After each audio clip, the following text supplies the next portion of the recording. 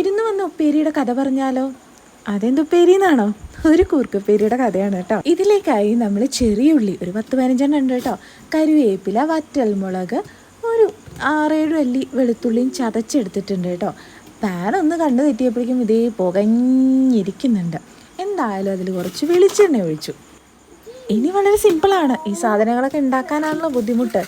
നല്ല ചൂടായ എണ്ണയിലേക്ക് ചെറിയ ഉള്ളി ഇട്ടു, വെളുത്തുള്ളി ഇട്ടു, കറിവേപ്പില ഇട്ടു. ഇത് നന്നായി വഴറ്റണം കേട്ടോ. മോനും പറയുന്നുണ്ട് കേട്ടോ, മോൻ്റെ സൗണ്ടാണ് ബാക്ക്ഗ്രൗണ്ടിൽ കേൾക്കുന്നത്. അപ്പം നന്നായി വഴറ്റണം. വഴറ്റിയിട്ട് ഒരു കളറ് മാറുന്ന ഒരു പരുവത്തിലാവുമ്പോഴേ മുളക് ചേർക്കാവുള്ളൂ. അല്ലെങ്കിൽ എന്താ പറ്റുക, മുളക് പെട്ടെന്ന് അങ്ങ് നിറം മാറും, ഒരു കരിഞ്ഞ ടേസ്റ്റ് വരും. അപ്പോൾ ഇത് നന്നായി വഴറ്റിയിട്ട് മുളക് ചേർക്കുമ്പോഴാണ് ഒരു പെർഫെക്റ്റ് ആയിട്ടുള്ള ടേസ്റ്റ് കിട്ടുക. അപ്പോൾ ഈ ഉപ്പേരി വിരുന്ന് വന്നാൽ പറയാൻ കാരണം, ഞങ്ങൾ പാലക്കാട്ടുകാർക്ക് ഇങ്ങനെ കുത്തിക്കാച്ചിന് പരിപാടി ഇല്ല. ഇത് ഞാൻ കല്യാണം കഴിഞ്ഞ് പോയി തൃശ്ശൂരിൽ നിന്ന് പഠിച്ചതാണ് ഈ ഒരു ഉപ്പേരികളൊക്കെ കുത്തിക്കാച്ചിനൊരു സംഭവം. അതിലെനിക്ക് ഏറ്റവും ഇഷ്ടമുള്ളൊരു സംഭവമാണ് കൂർക്ക കുത്തിക്കാച്ചിയത്. അത് കാരണം കേട്ടോ ഈ റെസിപ്പി ഷെയർ ചെയ്യുന്നത്. അപ്പം ഈ ഒരു കൂട്ടിലേക്ക് ആവശ്യമായിട്ടുള്ള കുറച്ച് ഉപ്പും കൂടെ ചേർത്ത് കണ്ടോ, എണ്ണ തെളിഞ്ഞ് വരുന്നവരെ വഴറ്റണം. അതിനുശേഷം കൂർക്ക മഞ്ഞപ്പൊടിയും ഉപ്പും ഇട്ട് വേവിച്ചതാണ് ചേർക്കുന്നത് കേട്ടോ. കൂർക്കയുടെ വേവ് പോലെ ഇരിക്കും. ഇതൊരു 3-4 വിസിൽ അടിച്ചിട്ടുണ്ട്.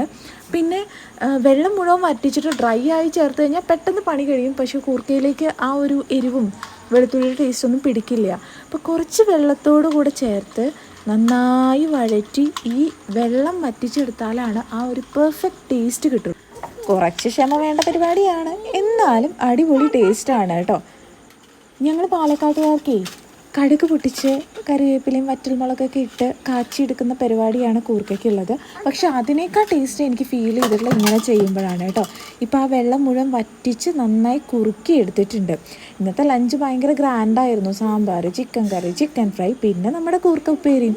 അങ്ങനെ അടിപൊളിയായി കേട്ടോ.